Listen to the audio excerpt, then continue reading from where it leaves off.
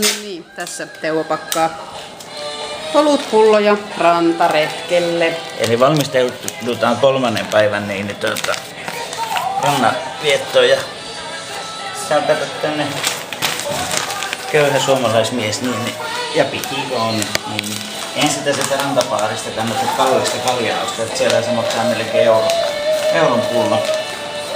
Niin kaupasta saa halvemmalla niin, että toki me omat otetaan, mutta eihän siinä.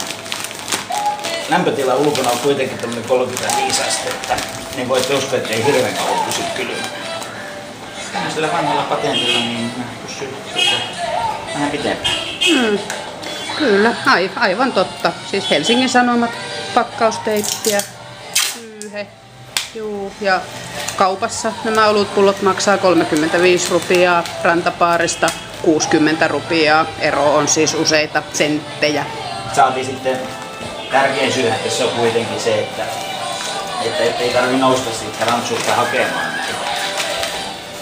Ne on mukana jo. Ja ettei ole turhaan tuota Helsingin Sanomaa tuon. Niin on.